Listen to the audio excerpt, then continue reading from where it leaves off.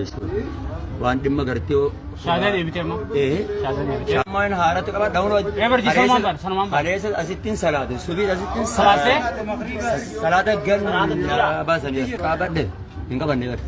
Amma tooguma qofa Barka barte laa ilaalaa mayyuu jedha malee barte. barcaa Amantii bakka amantii Laalaal. Arran ta'u. Jimaadis maamu. Nyaatuma wargannaan nagaya nyaatuma. Nyaatuma nyaaddo. Jimaa maali dubbatu? Omanne kami raata keessaa abjiin irra duujal miidiyaan guutuun. nyaata. Hiraata miidiyaan akkanni keessa yaan irra duujalan. Akka badii keessiiti. Hangaleef kaayaan jennu. Bishaan gurraatti usitin kennan. Asifituu irra furmaata ta'ee jira beekaa. Laa wanti dhiibama caalee hin jiru. Ammaati arraree as jirti. Biyya jira. Namni bilbilaan quba qabaatu ana malee hin jiru. Maatii bira jiru. Isiillee quba qabna. Gurbaan jechuun jaalisa kana gahee jireenneen quba qabna qe'ee guutuu. Amma kana yaartiin ta'e silkii irra daawwateeti gurbaan irra dhaamse waan irra dhaamseefis gana gaafate. Amma anuma baasuu qaba isarraa footoo. Amee namoota biraattis dabarsu maalinne adaraa wanni isin jedhu islaammaatti dhufanii taa'uun hin jirtu. Hojii baay'een nama eeggata. Hojii baay'ee gaafan jedhu beekumsatti nama eeggata. Amantiin beekumsatti baradhu jedhee nama ajaju tokko hin jiru addunyaa kanarratti. Macaafa barbaadde fattashuu dandeessa. Kana kan nuu dhaame Rabbi subhaanahu wa ta'aalaati. Tokkoffaan Nabi Muhammadiin sallallahu alaihi wasallam gaafa nabiyyummaa jalqaba itti dhufu dubbisiidhaan kan inni jalqabe. Hagam tokko islaamummaan beekumsatti akka dhimmu laale. Ati nabiyyiidha bakka nabiyyee jedheen biraan deemne dubbisii jedheen. San booddee beeki yaa Muhammad sallallahu alaihi wasallam jedheen. Fa'alam jedheen dhufe beeki. Beekumsi dursa waan ta'eef. Beekumsi dursun immoo maali jennaan dhugaan akka gabbaramu Rabbi malee hin jiru jedheen. Beekumsi ni jalqabaa kana. Saniifuu beekumsatti ajaja islaamummaan beekumsatti kan inni nama kakaasu adaraa kee baradhu garee keessattis haa ta'u nama dhuunfaadhaanis argatte baradhu barattee immoo hojii biraas eeggata waan ta'eef otoo hin baratiin immoo hojiin hojjetamu si galee hojiituun argatiin hojiin hin hojjetamu baratanii erga hubatanii booddee gara hojiitti seenama waan ta'eef baradhu adaraa siin jechuu barbaada warra biraatti si dabarsa jazaakallaahu khairan ustaazota itti fufaa inshaallaati yaada keessan baarakallaahu fiikum shee saabirraa jalqabuu fi lafiitii taa'aa jiru waan ta'eef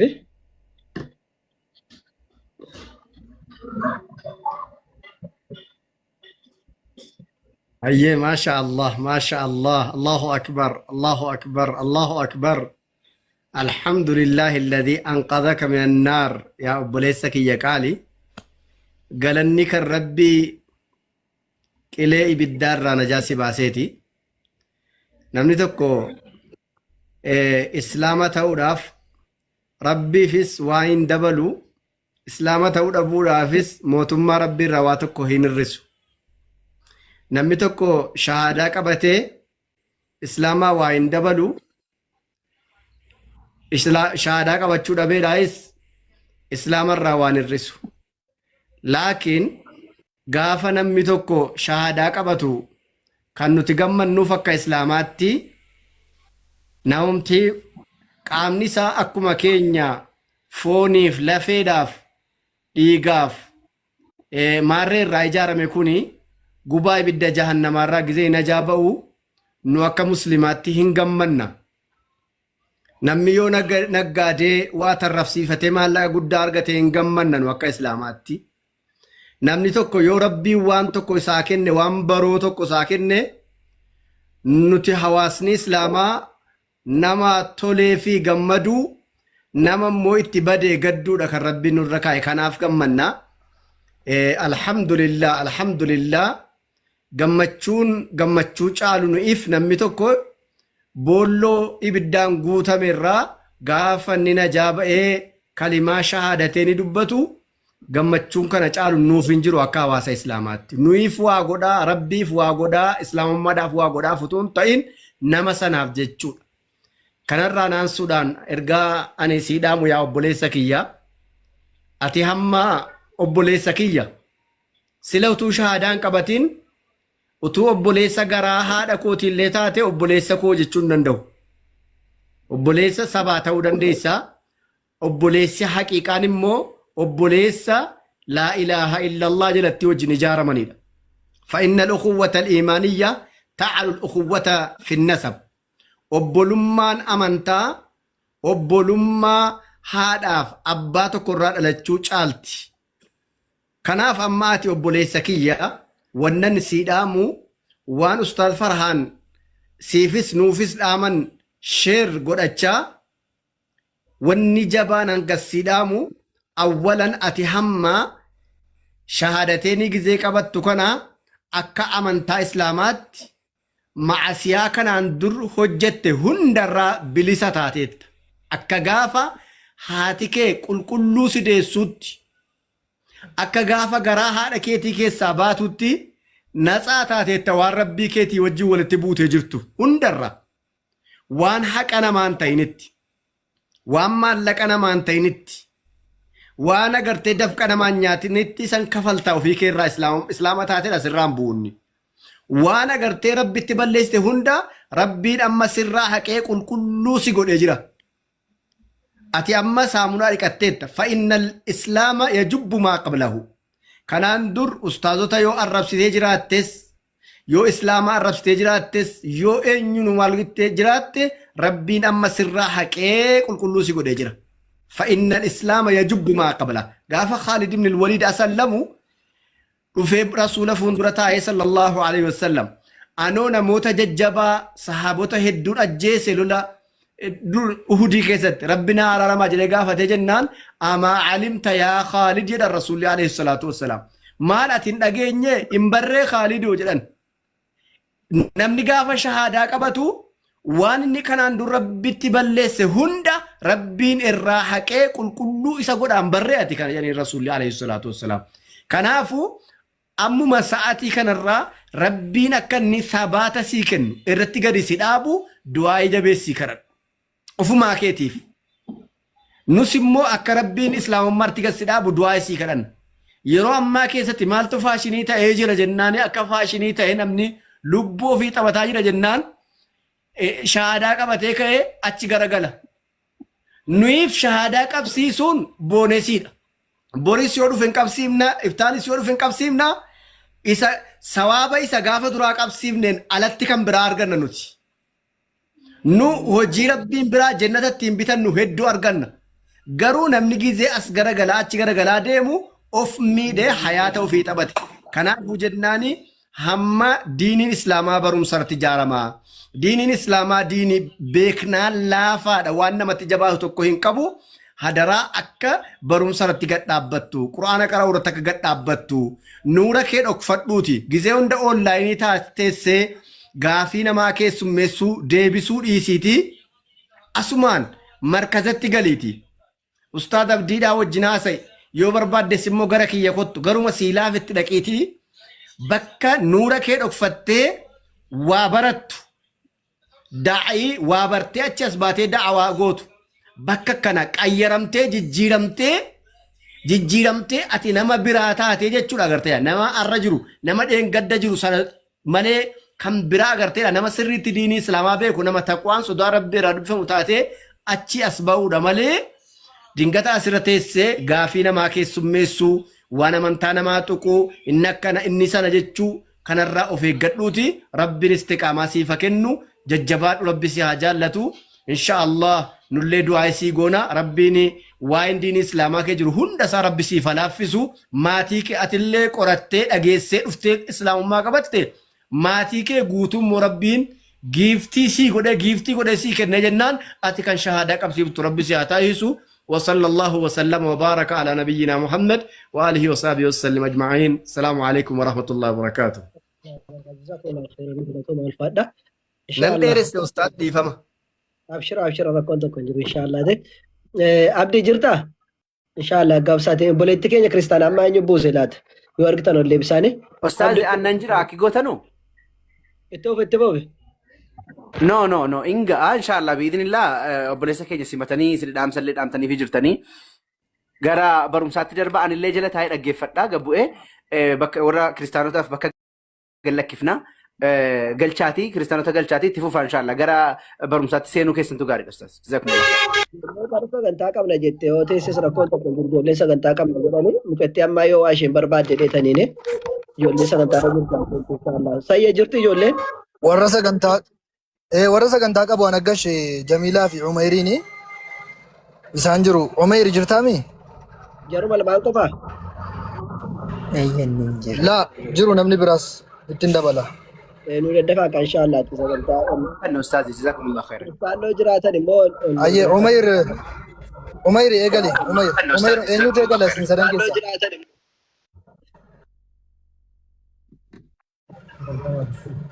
Waalaikum assalam warahmatullahi wabarakatuh. Umeyri eenyutu eegala?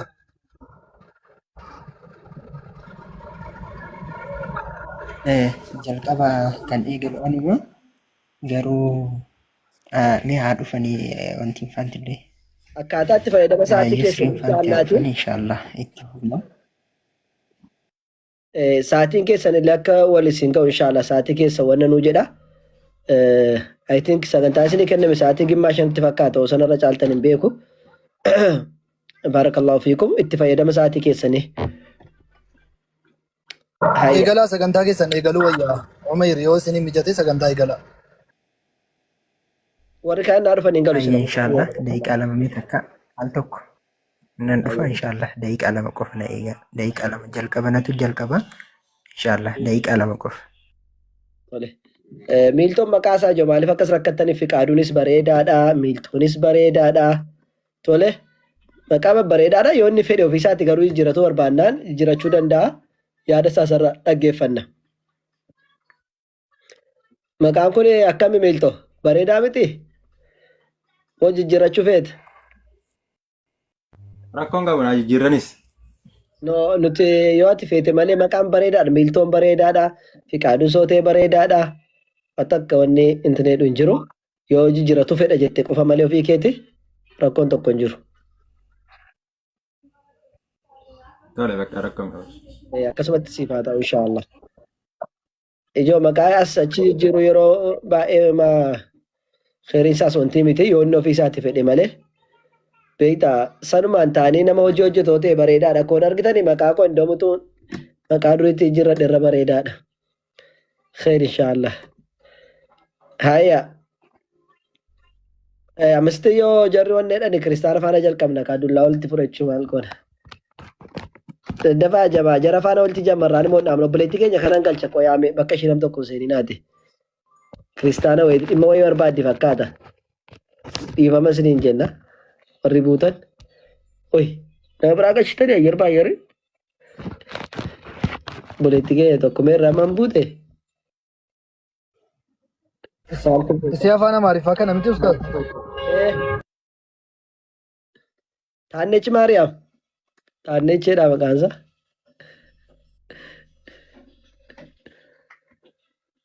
Taannechi.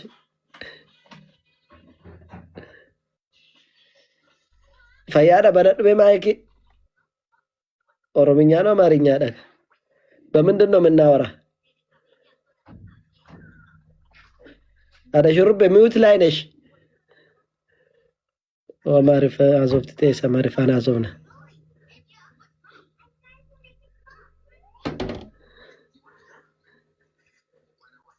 ታነች ተነነች ነው ተነነች አጀኑ ጋር ታነች ትግሬዳ ኦ ትግሬ ወጣ ተረኮን ቀቡ ጽቡቅ ምሳይ ቆቃ ሰላም እንዴት ነሽ? ትግሬኛ ብቻ ናችሁ? አሎ አልহামዱሊላህ እንዴት ነሽ? ደህና ደህና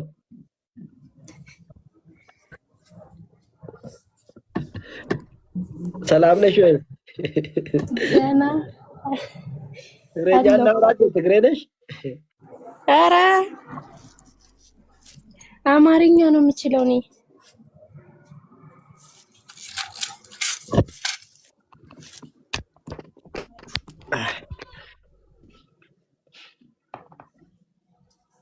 ይሰማሻል? ይሰማኛል። ኦኬ ማሩቁታችሁ አርባደ ምን እንታዘዝ? አይሰማም? ይሰማል ይሰማል።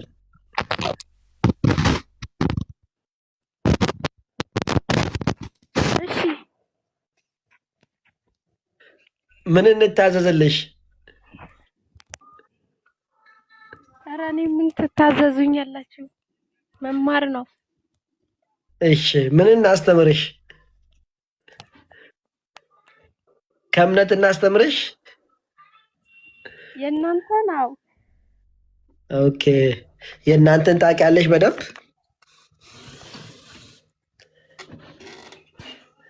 አይ አሁን እዛ ላይ የለውም እኮ። ኦኬ እናስተምርሻለን። እስቲ ልጆች ፕሮግራማቸውን ትንሽ አንድ ወደዛ ዝቅ ካደረጉ ወይ ከጀመሩ ከነሱ በኋላ እሺ። ቆይ እስቲ ልጠይቃቸው። ሰያ ተዘጋጁ ወይስ አንድ ሁለት ልበላት?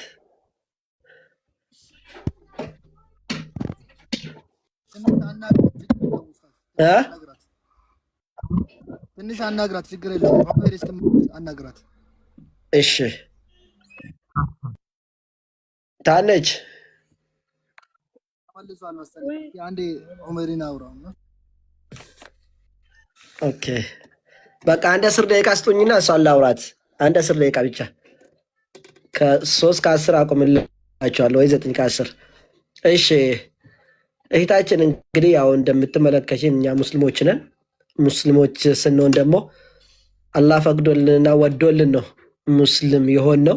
ያ ማለት አላህ Subhanahu Wa Ta'ala ሲፈጥረን ሙስሊም አድርጎ ነው የፈጠረንና ይህ እስልምና ደግሞ በጣም ለሁሉም እኛ የምንመኘውና አላህ ምን ይለናል? ቁርአን ምዕራፍ 3 ቁጥር 102 ላይ እናንተ ያመናችሁ ሰዎች ሙስሊም ሆናችሁ እንጂ ወደ እኔ እንዳትመጡ ይላል። ለምን? ሙስሊም አድርጎ ስለፈጠረን ሙስሊም ሆናችሁ እንጂ ወደ እኔ እንዳትመጡ ይላል። ሙስሊም ማለት ምንድነው ስንል ሰዎች አንዳንድ ሰዎች ሙስሊሞች ሰውን ይገላሉ ይላሉ። አንዳንድ ሰዎች ደግሞ አይ ሙስሊሞች እንደዚህ ነው ይላሉ። እስላም ማለት እንደዚህ ነው ይላሉ። ያ አይደለም።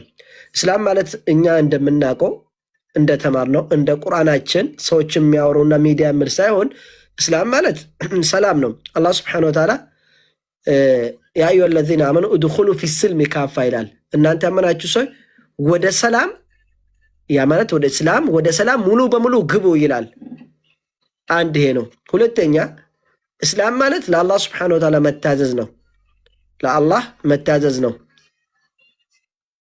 ለአላህ ከታዘዝን ደግሞ ከጣዖታት ደግሞ መራቅ። ለምሳሌ ከአላህ ውጭ ያሉ አማልክቶችን መራቅ፣ አላህ የሚለውን ሁሉ እሺ ብሎ መስራት፣ የከለከለውን ደግሞ መከልከል እስላም ያስብላል ማለት ነው። አላህ ከከለከለን ነገራቶች ትልቁ ነገር በአላህ ሌላ ማሻረክ ወይ ደግሞ ከአላህ Subhanahu Wa Ta'ala ጎን ለጎን ሌላ አምላክን መያዝ ነው። ታዲያ ምንድነው ከተባለ በእውነት የምመለክ አንድ አምላክ እንጂ የለም ብለን መመስከር ነው ትልቁ ነገር። ከዛ የላከልን ነቢያቶችን ማመን። ለምሳሌ እነ አብርሃም፣ እነ ሙሴ፣ እነ ሎጥ፣ ኖህ፣ እንደ ኢየሱስ ክርስቶስ የአላህ Subhanahu Wa Ta'ala መልእክተኞች ናቸው ብለን ማመን ነው። እነዛ መልእክተኝነታቸውን ከተቀበልን ግን አመናቸው ማለት ከአላህ Subhanahu Wa Ta'ala የተላኩ ነቢያቶች ነው ማለት ነው እንጂ አሁን ባለንበት እነዛ ነቢያቶች ለኛ ነብይ ናቸው ማለት አይደለም። የአላህ ነብይ ናቸው ማለት ለኛ ነብይ ናቸው ማለት ይለያያል። አላህ ወደ ሰው ልጆች መላኩ እናምናለን። ከዛ ውጭ ግን ለኛ ሳይሆኑ ለእስራኤላውያን ነው አብዛኛዎቹ የተላኩት። ሙሴ ብታይ፣ ኢየሱስን ብታይ፣ ሌሎችን ብትመለከች ከእስራኤላውያን ተነሱ ወደ እስራኤል የተላኩ ናቸው። ለኛ ግን የተላከልን ለዓለም የተላከ አንድ ነብይ ብቻ ነው ከሁሉም ነብይ፣ እሱም ነቢ መሐመድ ሰለላሁ ዐለይሂ ወሰለም ብቻ ነው። አላህ Subhanahu Wa Ta'ala እኛ እዝነት አደርገንህ እንጂ ወደ ዓለም አላክንህም ይላል። አላህ ምዕራፍ 1 ቁጥር 107 ላይ ምን ይላል? ወደ ዓለም እዝነት አደረግን ይላል። የመጡት ለምንድን ነው? ለእዝነት ነው የመጡት። ምንድን ነው ከተባለ የሰው ልጅን ከእሳት ለማዳን ወደ ጀነት እንዲገባ ለማድረግ መጥፎን እንድከልከል ጥሩ ነገርን ደግሞ እንድሰራ ወደዚህ ምን ሆኖ ወደ ዓለም ተላኩ ማለት ነው ነብያችን ሰለላሁ ዐለይሂ ወሰለም። እነሱን መከተል ደግሞ ግድ ይለናል። እስላም ማለት ይህ ነው። ከዛ ውጪ ግን አምላክ ልጅ አለው የሚለውን ቁርአን አይ አምላክ ልጅ የለውም ልጅ መያዝም አይገባውም ይላል። አላህ አንድ እንጂ ሁለትም ሶስትም አይደለም ይለናል። እንደውም ምዕራፍ 23 ላይ አላህ ምን ይላል? አላህ እኮ ሰዎች እንደሚሉ ሶስት ከሆነ እሱ ወይ ደግሞ እነሱ የፈጠሩት ነገራቶች ላይ በተለያዩ ነበር ይላል። ምክንያቱም አንድ አምላክ ሰማይ ፈጥሮ ከሆነ አንዱ ሰው ከፈጠረ፣ አንዱ ፀሐይ ፈጥሮ አንዱ ጨረቃ ከፈጠረ፣ አንዱ ፀሐይ በመውጫ ትውጫ ካለ፣ አንዱ ደግሞ አይ በዛ በኩል ትውጣ ይሉ ነበር፣ ይለያዩበት ነበር። ይህን ሁሉ አመት ግን አንድ ቀን አይ በዚህ በኩል ፀሐይ ስትወጣ ነበረች፣ አሁን ደግሞ እንቀይር አቅጣጫውን ያለ የለም። በመውጫ ነበረ፣ አሁን ደግሞ በመግቢያ እንድትወጣ እናደርግ ብሎ የተናገረው የለም። ሶስት ቢሆኑ ይለያዩ ነበር። አይ የሰው ልጆችን በቃ አሁን ይህን አመት እኮ መሬት ላይ ኖረዋል፣ አሁን ደግሞ እነሱ ወደ ሰማይ ይውጡና ሰማይ ላይ ያሉ መላእክቶች ደግሞ መሬት ላይ ይውጡ ይሉ ነበር። እነዚህ እንደዚህ አይነት ነገራቶች አልተፈጠሩም። ምክንያቱም 1 2 3 ከሆኑ የተለያዩ ሐሳቦች ሊኖሩ ይችላሉ። ስለዚህ አላህ Subhanahu Wa Ta'ala አንድ እንጂ ሁለትም አይደለም፣ አንድ እንጂ ሶስትም አይደለም። ስለዚህ አላህ ቁርአን ላይ ምን ይላል? ምዕራፍ 4 ቁጥር 171 ላይ እናንተ ሰዎች ወይ ክርስቲያንና ይሁዳኖች ወይ ይላል። ምን ይላል? ኢሳ ወደ ኢየሱስ ክርስቶስ የአላህ አምላክ መልእክተኛ እንጂ ምንም አይደለም። ከመርየም ልጅ የተወለደ ልጅ ነው። የተገኘበት ደግሞ በይሁን ቃሉ ነው። አላህ አንድ ነገር ማስገኘት ከተፈለገ በይሁን ቃል ነው የሚያስገኘው። ኢየሱስ የተፈጠረ በይሁን ቃል እንጂ አምላክ ሆኖ አይደለም። ስለዚህ ሶስት አማልክት አትበሉ፣ አብ ወልድ መንፈስ ቅዱስ አትበሉ፣ ተከልከሉ። እሱ ይሻላችኋል። አምላክ አንድ አላህ Subhanahu Wa Ta'ala ብቻ ነው፣ ከሱ ውጪ ሌላ አምላክ የለምና ሶስት ከማለት ተከልከሉ ይለናል አላህ Subhanahu Wa Ta'ala። ስለዚህ እኛ ሙስሊሞች ኢየሱስ ክርስቶስ በእኛ ዘንድ የተከበረ ነብይና የማርያም ልጅ ነው። ከዛ የዘለለ ግን የአምላክነትን ቦታ አለው። አምላክ ለመሆንም ምን የለውም፣ ስልጣኑ የለውም እኛ ጋር ማለት ነው። የአላህ ባሪያ ነኝ ብሎ ነግሮናል። ነብይ ነኝ ብሎ ነግሮናል። በመጽሐፍ ቅዱስም እንደዛው ነግሮናል። ነብይ ነን፣ የሰው ልጅ ነኝ ብሎ አላህ Subhanahu Wa Ta'ala ነግሮናል። ይህን አይል ከነገረን እኛ እሱ የነገረነውን ትተን አይ እሱ አምላክ ነው፣ እሱ አብ ወልደ መንፈስ ቅዱስ ሶስቱም አንድ ነው የምንለው ያልተገኘ መጽሐፍ ቅዱስ ላይ የሌለው ስናወራ ሌላ ጥያቄ ስለሚያነሳብን ወደ አንድ አምላክ ሙስሊም አድርጎ ለፈጠረሽ አምላክ እንድትሰግጂና እሱን እንድትቀበይ እንሰብክሻለን። አንቺ ስፈጥርሽ አላህ ሙስሊም አድርጎ ስፈጥርሽ እናትሽና አባትሽ ግን አንቺ ተፈጥረሽ በ80 ቀን እንድትጠመቅ ያደረጉሽ። ጥምቀት እምነትን ማስቀየር ነው። ድንቀት ኦርቶዶክስ ከሆንሽ መጽሐፈ እስክሚያሮስ የሚባል መጽሐፍ አለ 112 ገጽ ላይ ምን ይላል? አንድ ሴት ልጅ ተወልዳ በ80 ቀን ትጠመቃለች። ወንዱም ኦኬ ነኛልሽ ወንዱም በ40 ቀን ይጠመቃል። አንዲት ሴት ተወልዳ በ80 ካልተጠመቀች ወንዱም በ40 ቀን ካልተጠመቀ ክርስቲያን አይደለምናል። ታዲያ ምንድነው? ካልተጠመቁ ክርስቲያን ካልተባሉ ምንድናቸው? ሴት ልጅ ወይ ወንድ ልጅ ሕፃን ሆኖ ከሞተ ወንድ ልጅ 40 ቀን ሳይሞላ ከሞተ ቤተ ክርስቲያን ገብቶ ምን አይደረግም፣ አይቀበርም። ሴት ልጅ ተወልዳ በ80 ቀን ሳትደርስ ካልተጠመቀች ገብታ አትቀበርም። ለምን? ክርስቲያን አይደለችም። ታዲያ ክርስቲያን ካልሆነች ምንድናት? ሙስሊም ናታ። ሙስሊም ሆና ተወለደች። ሙስሊም ሆኖ ተወለደ። ለዛ ነው ሙስሊም የሆነውን ቤተ ክርስቲያን ውስጥ አስገብቶ ስለማይቀብሩት ለዚህ ነው ካልተጠመቀም። ስለዚህ ወደ እስልምና እንድትመጪ በዚሁ ጋብዝሻለሁ። ጥያቄ ካለሽ ትቀጥይበታለሽ። እስቲ ለነሱ 6 ደቂቃ እንኳን አለኝ። ጥያቄ ካለሽ 6 ደቂቃ መጠቀም ትችያለሽ። ከሌለሽ ለነሱ እድሉ ልስጣቸው። አሁን ለምሳሌ ማለት ነው ነብዩ መሐመድ ለዓለም ናቸው የተላኩትና ነብዩ መሐመድ ያልደረሱበት ቦታ ካለ ያ ሰው የገሃነም አይሆንም አይደል? ለምሳሌ ነብዩ መሐመድ ሰለላሁ ዐለይሂ ወሰለም በእኛ ዘመን ላይ ያልደረሱበት ቦታ የለም። በዛ ሰዓት ላይ ግን መልእክታቸው ካልደረሳቸው ከበፊትም የነበሩ ነቢያቶች መልእክት ካልደረሳቸው እነዛ ሰዎች አህለል ፈትራ ይባላሉ።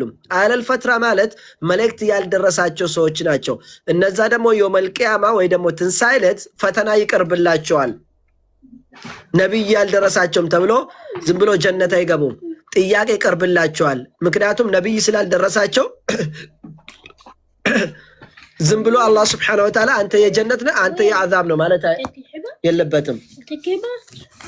ምክንያቱም አላህ Subhanahu Wa Ta'ala አድል ነው ማለት ደግሞ አላህ ጀስቲስ ነው። ያኔ ምንድነው ባለው በአማርኛ عادل አላቅም عادل ምንድነው አላህ Subhanahu Wa Ta'ala አዳላም በቃ ትክክለኛ ሆነ አምላክ ነው እሱ ጋር ምንም ነገር አይበላሽም እሱ ጋር አንዱን በድሎ አንዱን ደግሞ እንትን አይልም ስለዚህ ያን ፍትሃዊ የሆነ ጌታ ነው صحيح ለምንድነው ፍትሃዊ የሚሆነው ለምሳሌ አንድ ዝም ብሎ የሞተ አንተ የጀነት ነው ብሎ ዝም ብሎ አስገባም ምክንያቱም በህይወት ብኖር ሰውዬ ምን ያደርጋል ትክክለኛን ነብይን ይቀበል ነበር ወይስ አልነበረም ያ ቃል አላህ ግን ያ የሥራውን እንዲያገኝና በዛ ወደ ጀነት ወይ አዳብ እንድገባ ፈተና ይቀርብለታል ያ ፈተና ካለፈ ጀነት ይገባል ካላለፈ ደግሞ ምን ሆናል ወደ እሳት ይሄዳል ለምሳሌ ጆሮ የሌላቸው አይን የሌላቸው እዚህ ጋር ምንም አይሰሙም ስላልሰሙ ቀጥታ ዝም ብሎ ጀነት ግቡ አይደለም የሚባሉት ጆሮአቸው እንዲሰማ ተደርጎ ምላሳቸው እንዲከፈት አይናቸው እንዲያይ ተደርጎ ጥያቄ ይጠየቃሉ ፈተና ይቀርብላቸዋል ያኔ አላህ Subhanahu Wa Ta'ala መልእክት ከተቀበሉና ከተስማሙ ጀነትን ይገባሉ እምቢ ካሉ የሚገባቸውን ቅጣትን ወስዳሉ ማለት ነው ይሄ ነው እይታችን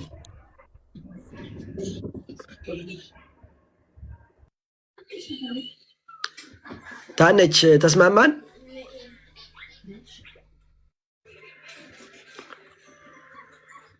ታነች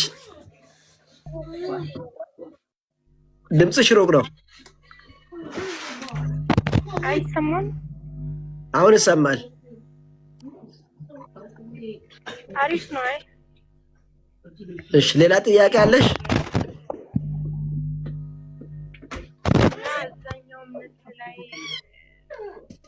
ምን አልሽ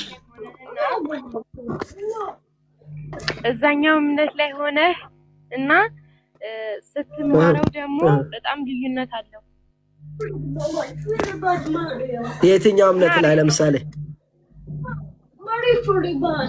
ክርስትና ላይ ሆነ እስልምናን ስታየውና የሆነ ገባ ብለህ ደግሞ ስትማረው በጣም ልዩነት አለው ኦኬ እሺ እንትን ምንም ችግር የለውም ኢንሻአላህ አንዳንድ ነገራቶች እንመካከራለን መጨረሻ ላይ ካለሽ እዚው ትቆያለሽ እስቲ እነዚህ ወንድሞች የሚሉት ነገር ትምርታቸውን ትንሽ እንከታተልና ወደ አንቺ መለሳለሁኝ ካልቾኮልሽ ምን ታደርገሽ እዚህ ትቆያለሽ እሺ እሺ ኦኬ ሰገንታከ ሰንጀል ከቡዳ እንደሱ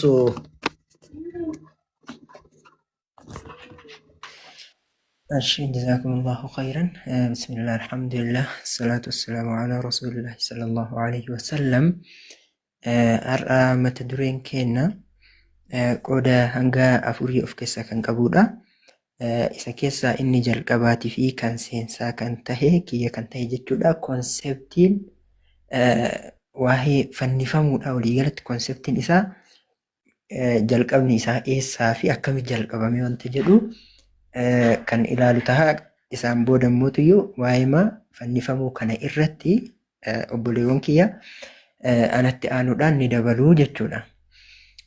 jalqaba irratti gisee ilaallu kitaaba The Pagan Apostle jedhamu kan Paul Frederiksson barreesse keessatti wanta ajaa'ibaa wahii kan arginu tahaa jechuudha. Innis maalidhaa innaa jennu keessaa walii qabee jechuudha. Fuula tokko hanga sadii keessatti walii gala wanti inni haasa'e maal jedhaa fannifamuu Yesuusiif jedheera. Fannifamuu Yesuusii fi sochiiwwan inni godhaa ture hundi isaa walii qabee ibsaa achi keessatti illee amma fannifamuu isaatiin booda jedhe qabiyyeen barumsichaa yookiin konteentiin isaa guutumatti akka jijjiirameetiin jedhe dubbataa jechuudha. The content of the movement message shifted significantly jedhee akka guutumatti badhaan jijjiiran guddaan isarratti godhame ibsaa jechuudha. Kunis maalidhaa? Barnoonni inni waytii lafaa barsiisaa turee fi konseptiin erga inni deemee guuri dhufe mootu erga akka isaan jedhanii tahe erga Yesuus fannifame booda kan dhufe waan walittuu hin dhufne jechuudha. Achi keessatti wanta tokko tokko kaasee maal jedhaa? While Jesus preached the coming of God's kingdom. Wayitaa lafa kana turetti Yesuus waa'ee dhufaatii mootummaa Waaqayyoo wayitii barsiisaa turetti Paul Good News yookiin immootiyyuu wangeelli Phaawulos barreesse immootiyyuu made Jesus himself his resurrection or the primary features of that message.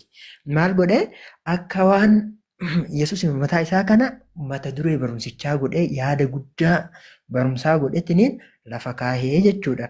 Kanas maal godhe du'aa ka'uu isaa akkasuma immoo du'uu isaa naamna kanneen mataa barumsichaa godhetiniin akka yaada guddaa barumsichaa ta'etiniin ilaalamu dhiibbaa guddaa godhuu danda'ee jira jechuudha. Ammallee mootiyyuu kitaaba san keessatti wanti inni dubbatu Yesuus maannoo Phaawulos jechuudha. Akka faawundar yookiin hundeessaa amantii kanaatitti of laalaan turre akka ofiititti jechuudha. Maalidha malee Yesuustuyyuu barsiisaa amantichaatii fi ammallee mootiyyuu kitaaban warra Jiwushotaa yookiin immoo warra Yihuudotaa guutuudhaaf kan dhufedha jedhetiniin isuma jalatti kan of ilaalaa turedha jechuudha. Garuu mootiyyuu barumsicha kana keessatti taasifamuun yookiin dhiibbaan inni godhe kan barsiisaa tureen konseptiin isaa walumattuu guututtuu kan hin dhufne ta'eetiniin argamee jedhetiniin bal'inaan dubbataa jechuudha. Akkasuma mootiyyuu kitaabni The Pagan Christ kan jedhamu kan immoo Tom Halperiin barraa'e kitaaba sirriitti amantii kiristaanaa kana dhufaatii isaa fakkeenya baay'ee wajjin wal bira qabee Hellenistic mythology irraa dhufaatiin isaa jedhetiniin bal'inaan guutuu isaatitti kan haasa'eetiin wanta ajaa'ibaa isa keessatti arginaa jechuudha. Even takka takkaan addaan baasee hunda isaatuyyuu konseptiin kun kana irraa dhufe even Deesembar keessa dhalate kan jedhamu suni Yesuus akkasuma hin tahin jedhe. Kitaaba san keessatti jechuudha wal bira qabee aadaa warra Ijiptii yookiin immoo Ijipshaan kaalcharii keessatti Oriisis warra jedhamantu isaan irraa kan fudhatamedha malee Yesuus ji'a san keessa dhalatee inuu yaadamu jedhe. Even kana barsiisaa amantii keessatti illee warroota even Itoophiyaa kanarra barsiisan wanta kana dubbatanii jiran. Yesuus jinni inni dhalatee kun ji'a amantii warra paagaanizimii kabajaa turan malee Yesuus exactly keessatti dhalatee miti jechuudha. Even according to the book or according to the Bible akkuma Bibiliitti gaafa laalle akkasii miti jechuudha. Inshaallah mata duree wanta hin turniif akkasitti wanti jedha kitaabichaatuyyuu qabiyyeen isaa kana fakkaataa jechuudha. Kitaaba The Pagan Christ kan amma jedhamu kan isin jedhe kana keessatti peejii 3 irratti innis deebisuudhaan maal jedha Jesus himself, his deeds, resurrection became the control of future of the good news. Du'aa ka'uu Yesuusiif jedhe. Akkasuma immoo du'uu isaa akka bu'uura amantii yookiin immoo bu'uura wangeelaa godheetiin kan barsiisaa ture Phaawulosidha jechuudhaan ka'a jechuudha. Ammallee immoo oduma siqee peejii 14 irratti maal jedheetiniin kaaya wanti fannifamuu jedhamu kuni wanta duraan hin turi wayii osoo hin ta'in waan duraanumayyuu jiru wayii kan immoo guyyaa keessa qo'annaa waa'ee taratii jechuudha. Yookiin immoo maayitoolojii keessatti paagaanizim maayitoolojii irraa kan dhufedha jechuudhaan kaayaa jechuudha. Maal jedhee crucifixion is renewed vision of the ancient pagan myths rather than a literal historical event jechuudhaan akka wanti kuni maayitoolojii warra xaa'ota amlaakiyaan yookiin immoo warra waaqolee tolchatanii ofii gabbaraa turan warra duraanii keessayyuu kan turedha. Kiristaanummaan dhufnaan sanuma haaromse malee homaa wanta lafaa kaasee wanti jedhee hin qabu. Kana jechuun isa keessaa kan dhufedha jechuudha. Paagaanizimii kana makaatetiniin isa irraa kan liqeeffatamedha wanta jedhu kaahuudhaaf yaalii godhee jira jechuudha kitaabichi sun. Ammallee mootiyyuu mallattummaan jedha. Mallattummaan wanta akka fannoomnaa kanneen iyyuu duraanumarraafuyyuu fayyidaa keessa ture jira warra paagaanizimii biratti jechuudhaan bakkee lamatti irra deebi'ee dubbata. Tokkoffaa naannoo peejii 11 irra ni dubbata. Akkasuma peejii 109 irratti illee wanti kun waan konseptii wanta duraan jiru irraa akka fudhatame jechuudha. Kana qofaa miti. Wantoota baay'ee wal bira qabee xaa'otii warroota duraan gabbaramaa turan waaqolee duraan akka waaqaatitti ilaalamaa turan hunda isaanii kaasee tokko tokkoon even akkanatti wal fakkaatanii kun akkanaa kun akkasii jedhee hunda isaanii wal fakkeenya isaanii baay'ee sirriitti kitaaba gadi bu'eetiniin ibsuu danda'e wahiitii jechuudha. Akkasuma amma maal jedha kitaaba san peejii 208 irratti gaafa laallu namichi Laazaruus jedhamu jedhe. Laazaruus namichi jedhamu kana jedhe tokko tokkoon erga ibsa itti kennee booda akkanatti kun Yesuus akkanatti yoo ta'u innis akkana jedhee waa'ee du'aa irratti kaasee gaafa dubbatu maal jedhe dhuma irratti another Lazarus story is jedhe another example of his jedhetini Jesus jedhetini Yesuusin maqaa dha'ee jechuudha kan inni irraa fudhatame akka ta'e ibsee jira jechuudha. So gabaabumatti maal jechuu barbaade kitaabichi wanti kuni waan duraanii irraa kan waraabamedha amantii paagaanizimii yookiin amantii warra dhakaa muka gabbaraa turan warra isaaniirraa kan fudhatame akkasuma civilization of Greek Roma qarooma Greek Roma kana makatee kan isaan wal keessa wanti jedhetiniin wal irraa dhufan akka ta'e ibsaa jechuudha.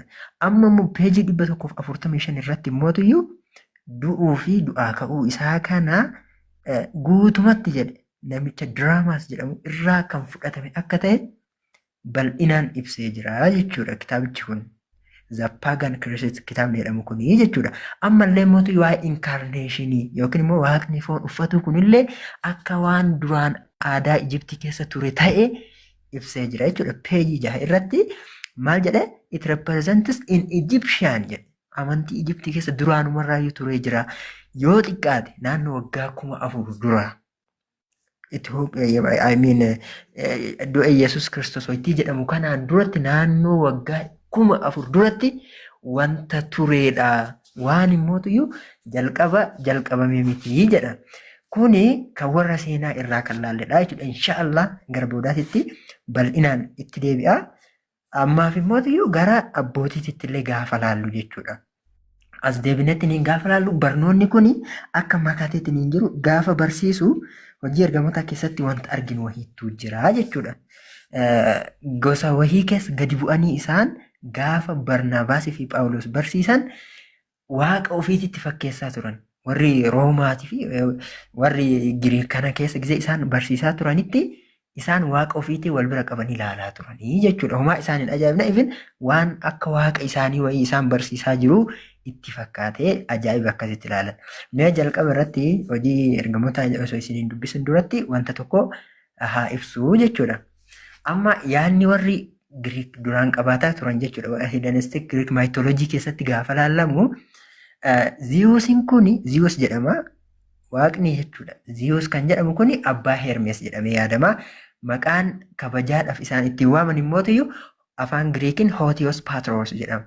Hootiyoos Paatros jechuun immootiyyuu God the Father jechuudha. Waaqa abbaa jechuudha. Akkasitti ilaalama. Eenyu Ziyuus kan jedhamu kun. Itti aansee immootiyyuu kan jiru eenyudha Hermes jedhama. Hermesiin kun immootiyyuu ilma Ziyuus jedhamee kan yaadamu yoo ta'u inni immootiyyuu jiddu galeessa jedhameeti ni ilaalama jechuudha. Jidduu waaqaa fi namaa kan jiru jedhamee ilaalama. Maqaan kabajaa kan inni ittiin waamamu immootiyyuu akka afaan Giriikitti Hootiyoos Hoogiyoos jedhama. Kana jechuun God the Son jechuudha. Yoo ilaallu waaqa ilmaa jedhameetiin maqaa kabajaatiin waamamaa ture jechuudha. Ergixanyaan wayitii waan kana akkanatti himu sila waa'ee macaafa qulqulluu yookiin immoo waa'ee Yesuus himaaraa akka jettan maal jennaan akka malee waan wal fakkaatuuf jechuudha. Baay'ee beekamuu qabu wanti kun amantii dura kiristiyaanitiin duratti turee fi yaada konseptii warri Giriik warri Heelan qabaataa turan jechuudha waa'ee waaqaa irratti. Warri kun immootiyyuu gizee barsiifamaa turan eegasiin amma hojii ergamootaatti gaafa isinii taruu magaalaa Liqeeniyaa jedhamtu keessa gaafa bu'anii Barnaabaasii fi Phaawulos barsiisaa turan isaan maal jedhaniini mee hojii ergamoota irraa isiniif haa dubbisu jechuudha gabaabinaan. Hojii ergamoota boqonnaa 14:12 irratti akkana jedhe. Namoonni baay'atanii achi turan waan Phaawulos hojjete yommuu argan sagalee isaanii ol fuudhanii afaan Liqooniyaatiin kan jedhu kuni kutaa Giriikii jechuudha. Liqooniyaatiin maal jedhaniin waaqayyooliin namoota fakkaatanii gara keenyatti gad bu'aniiru jedhan. Maaf waan kana jedhan beektu konseptii kan duraayyuu yaada akkasii isaan keessa tureera. Amantii isaanii keessatti duraanumaa waaqni nama ta'uu akka danda'u. Akkas wanta amantii akkasii wanta qabaniif odumaa hin shakkiin shakkii tokko malee kuni waaqolii gara keenya foon uffatanii dhufanidha yookiin bifa namaatiin gara keenya dhufanidha jedhan jechuudha. 14ffaa irratti maannoo 13ffaa irratti maal jedhanii Barnaabaas maal jedhanii Ziyuus jedhanii laala waaqa reef isinitti himesan jechuudha. Ziyuus jedhanii maaliif waaqa guddaa jechuudha. Waaqni akkamiin yaadama amma laala Barnaabaasiin Ziyuus jedha waaqa guddicha jedhanii Phaawulosin immoo kan dubbate isa waan tureef akka ergamaa waaqayyoolee isaaniitti maal jedhanii Hermes jedhaniin jechuudha. Hermesin kun kareef gaadzasan isiniin jedha sanidha jechuudha. Amma kana keessatti Phaawulos waan dubbateef waaqayyotu ergatee waaqni guddichi ergatee waaqni xiqqaan dubbata jechuudha. Akkasitti ilaalama yookiin God the Father hin ergaa God the Son immoo irraa dubbata jechuudha. Barnaabaas waan sirrii dubbate waan calliseef inni waaqa guddicha akka nama Phaawulos hin ergateetitti isa fudhatanii maal isaan jedhanii inni Hermesidha jedhaniin jechuudha wantiidhaan. Phaawulosin.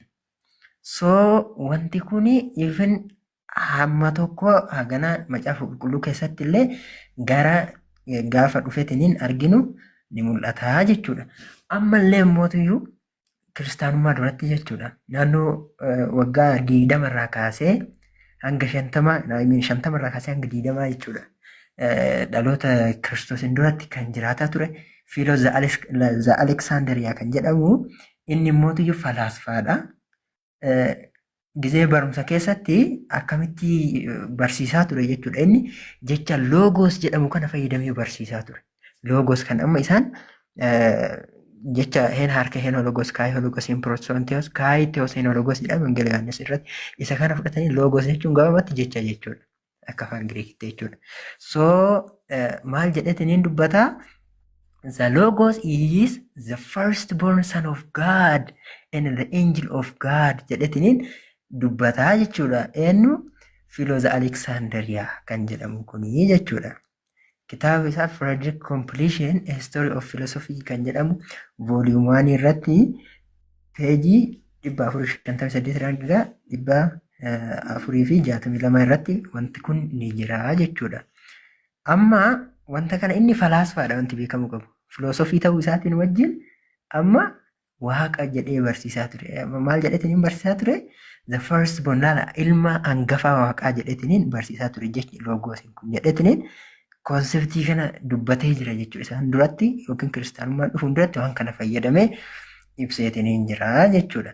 Amma mootiyyuu as deebi'aniitiniin gaafa wanti jedhameetiniin laalamu charchi faazaroonni illee as deebi'anii gizee jechoota warra wanti kana fudhataniitiniin barsiisan ni agarraa jechuudha. Maal jedhee gaafa laalloo jechuudha argeensi jechuudha. Yookiin immootiyyuu inni yaa ingiliffaan argeensi jedhama. Gaafa barsiisu charchi faazee warroota barsiisota amantii warra bara jaarraa duraa keessa barsiisaa turanidha. Inni however we may call it a second God. Waaqa lammaffaa jenneetiniin isa waamuu hin dandeenya. When we call it second God now that is means nothing more than virtue capable of embedding other virtues jedhetiniin barsiisa kana walii galatti fuudhee kan isa dura ture saniin walitti makee gizee barumsa kana kennan ni agarraa jechuudha. Ammallee Justin Martyr kan jedhamu yookiin immootiyyuu maal jedhama isa Martyr godhame jechuudha. Yookiin immootiyyuu isa maswaa'itii godhame jechuudha. Yookiin immootu samaa'itu Martyr Justin Martyr jechuudha samaa'itii jechuudha. Nama amantiif jecha ajjeefame jechuudha. Innis gaafa barsiisu jechuma wanta warri duraan gizee barsiisan isaa jecha fayyadamanii isaan barsiisaa turan san fudhatee maal jedhetiniin haasa'a I will try to convince you that you have understood the scriptures and that from what I say and what is said there is another God.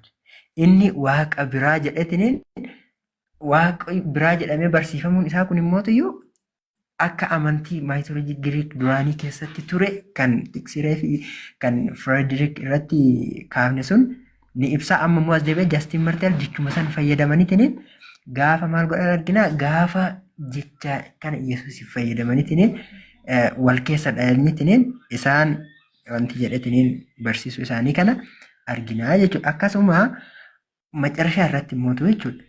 Jecha Justin Martyr tokko ilaalletiniin gara isa itti aanutti tarraa jechuudha. Gaafa jedhe warroota Giriik kanaan wanti inni jedhan soo jedheen gaafa isin wanta Yesuus akkatti du'ee dhalatee maalii jedhee jennee eegas immoo gara waaqaatti ol deebi'e jennee isin barsiifnu jedhe. Waan haarawaa finnee osoo hin tahini just homa isin duraan beeytan ilmaan Jupiter jedheen. Warra Roomaatti iyyuu baay'ee Jupiter jedhetanii fayyadamu jechuudha. Zeus isa jedhanii waaqa guddicha kana jechuudha. So jechichi akkanatti dubbifama.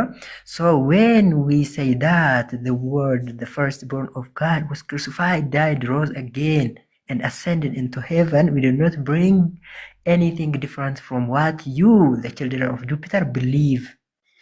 Ilmaan Jupiter waan isin itti amanaa turtan kanarraa waan duraan isin itti amantan saniin alatti homaa hin finne gaafa nuti Yesuus akkana ta'e kun akkana ta'e jannatiniin haasofnu Yesuus du'e du'aa ka'e badii namaatiif du'e maalii jennee gaafa kana haasofnu walumaa galatti maal jechuu kenna jedhe nu waan haarawa isinitti finnee osoo hin tahini homa duraan isin amanaa turtan sanidha.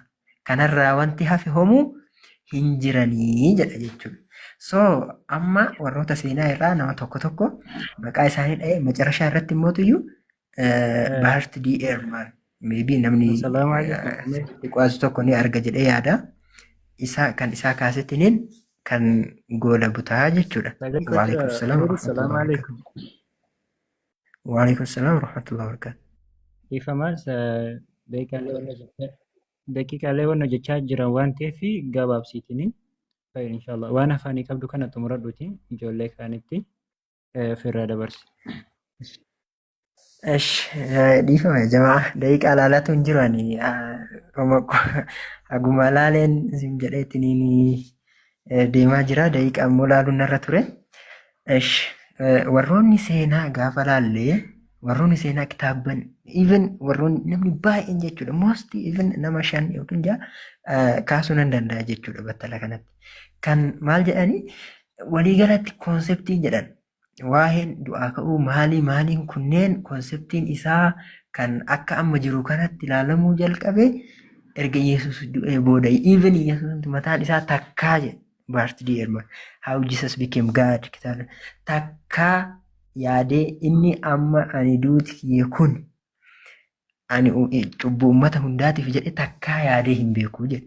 Takka kuni maalidha? Jijjiirraa Phaawulosiin dhufeedha jedhetiniin lafa kaa even Yesuus mataan ofii an takkaa cubbuu namaatiif jedhe yaadetu hin beeku. Even innumti mataan isaa jechuudha. Ayidallam namni biraa isarraa himuuti innumti ofiin isaatiif takkaa akkas yaadetu hin beeku jechuudhaan dubbata. So amma nama muraasa nama tokko lama maqaa dhaheetiin gabaabsaa jechuudha.